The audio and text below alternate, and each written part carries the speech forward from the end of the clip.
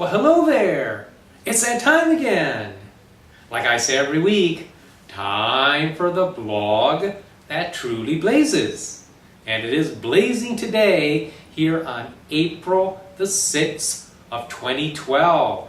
As usual, I'm going to go over the energies of the end of last week's reading, what we're coming into now, and what lies ahead of us at the end of the week. It's a good reading again this week, so get ready for some good news. Okay, the first card is a last card of the previous week's reading. Now this card is the Three of Discs, or Three of Pentacles, if you're accustomed to the Rider-Waite cards. Now this is Mars in Capricorn. This is persistence. This is bearing through things, making things happen through hard work. Manifesting. Yay. We always like manifesting good things. And that's what this is. It is through persistence and hard work. But manifestation does occur. Things do come together for us. Things begin to happen. We've gone through a lot. We've come out of the Mercury retrograde. Yay. The third and the fourth might have been turbulent for us as we come out of that retrograde. But now we're getting past that. The next retrograde will be Pluto. It's going to go retrograde. It's been trudging along in Capricorn. It's going to go retrograde on the 10th.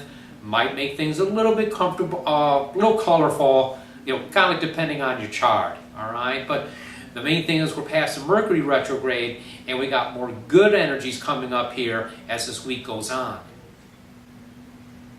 That's right. The next card is the Three of Wands. What we're coming into now. Three of Wands, entitled Virtue in my Thoth Tarot, is attributed to the Sun in Aries. Now that's kind of interesting because tonight here, now on the 6th, we're going to have Aries full moon. And that influence always lasts for about 3 days afterwards. So that's going to be a time when things are stirring. This is a great time to go ahead and get radical and do new things. If you want to tear things down, look at structures, this is the time to go ahead and do that. And you'll do that in accordance with your truth. That's the main thing. That's the whole idea of virtue. It isn't virtue like Sunday school virtues. It's virtue like your heart. What's inside of you. What dwells in your being. What your true course is. That's what you're going to be following. And that's what you're going to climb to be. You're going to be living in integrity. Okay? Living in empowerment because we're at one with our spirit, at one with ourselves. That's the whole idea of the Three of Wands. So if you feel turbulent at all, or you feel like really changing things around, it's okay. It's totally all right. That's the way these energies are manifesting. And we're going to find that we're going to tend to probably want to ramp up and accelerate this towards the end of the week. That's right. The next card, the third and final card, what we're coming to at the end of the week, is the Knight of Swords. Now the Knight of Swords usually represents a fellow who's very clever, very witty, like a Gemini, kind of a smart-ass type. Okay? And it can represent those qualities in us, but also it represents focusing our goals, focusing our minds, deciding what we want to do, and avidly pursuing it. So we're going to find that although structures may break down, we may want to change things, we're going to focus on new things. This is a time of vibrant change. This is a time of power. Spring has sprung. Okay?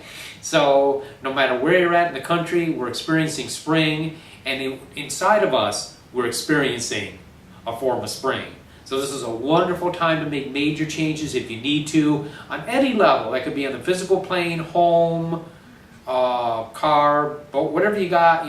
You may want to carefully re-examine it structurally, make sure everything is sound after the winter. If you've lived up north and you've had a lot of snow, a lot of bad weather, this is part of the aspect with that that Pluto going retrograde and the Aries moon. We may want to look carefully at physical things and make sure that they've been well maintained and that they're working. But other than that, this is very positive energy, and it's going to manifest in very, very, very positive ways all throughout this upcoming week. Well, there you go. It's blazed. The blog has blazed.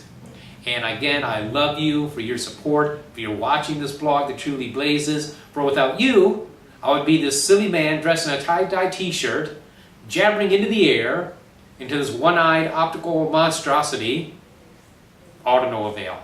But you make it happen, you make it real. I love you. Until I see you again next week, many, many blessings.